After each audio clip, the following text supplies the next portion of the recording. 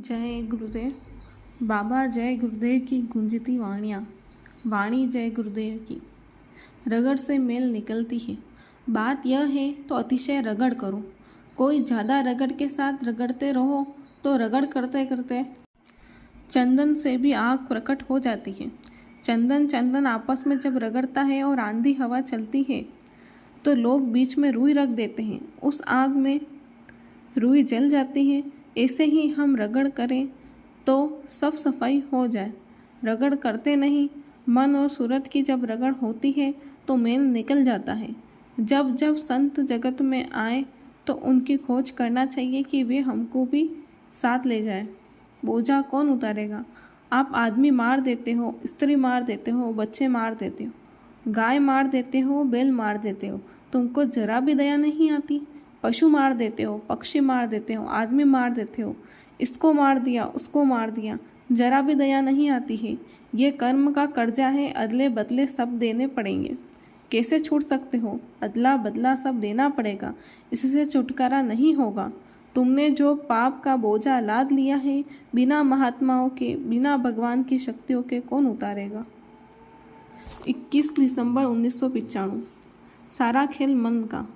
भजन में समय नहीं दोगे तो तुम्हारा ही नुकसान है। अगर तुम आध्यात्मिक अभ्यास के लिए समय नहीं बचा सकते हो तो इसमें तुम्हारा अपना ही नुकसान है। अनुभव नहीं हो रहा या कम हो रहा आदि कारणों से निराश होकर साधन भजन नहीं छोड़ना चाहिए, क्योंकि मन को खड़ा करना 1-2 दिन का काम नहीं बल्कि वर्षों का काम है। मन का ही सारा खेल है, मन ही पर्दा है और इसके पीछे ही परमात्मा खड़ा है। इसलिए इससे बराबर जूझते रहना चाहिए जब तक ये पकड़ में ना आ जाए। जिस वक्त नाम इसको मिल जाएगा, यानी आध्यात्मिक संगीत या बाजे इसको सुनने को मिलेंगे, उसी वक्त से मन वश में होना शुरू हो जाएगा।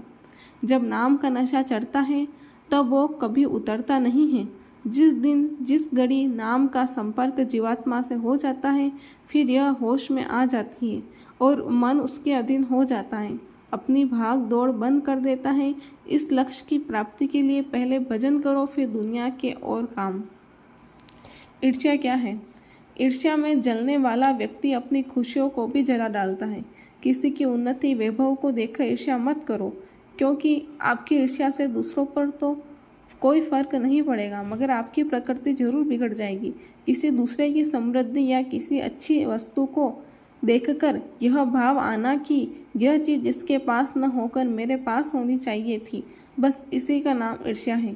ईर्ष्या सीने की वो जलन है जो पानी से नहीं बल्कि सावधानी से शांत होती है। ईर्ष्या की आग बुझती अवश्य है, किंतु बल से नहीं, विवेक से। ईर्ष्या वो आग है जो लकड़ियों को नहीं बल्कि आपकी खुशियों को जला डालती है।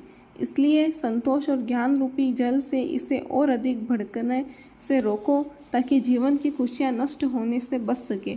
जलो मत, साथ साथ चलो, क्योंकि खुशियाँ जलने से नहीं सद्भाव पर चलने से मिला करती है। दया ही पार लगाएगी। केवल सद्गुरु की दया ही हमें पार लगा सकती है। दया के बगैर परमार्थ में एक कदम क्या तिल भर भी आगे नहीं जा सकते। यह दया पर निर्भर है। हमारी अपनी युक्तियों और प्रयासों का कोई महत्व नहीं है। महत्व है भरोसे का, विश्वास का। विश्वास पक्का होना चाहिए। ढुलमुल यकीनी से डावाडोल हो जाने का खतरा है। आसान से आसान साधन सुमिरन। सुमिरन का मतलब है किसी को बार बार याद करना, उसका जिक्र या ख्याल करना, श्वास श्वास उसकी याद को न भूलाना, उसकी यादों को अपने जीवन का अंग बना लेना, उसमें जाग उठना और जिंदा रहना। दुनिया का विचार निकालने और मालिक से मिलने का आसान से आसान साधन सुमिरन ही है। संतों और अवतारी देवताओं में जमीन आसमान का अंतर होता है। जीवात्मा का कल्याण निमित्त अवतारी नहीं कर सकते। जय गुरुदेव।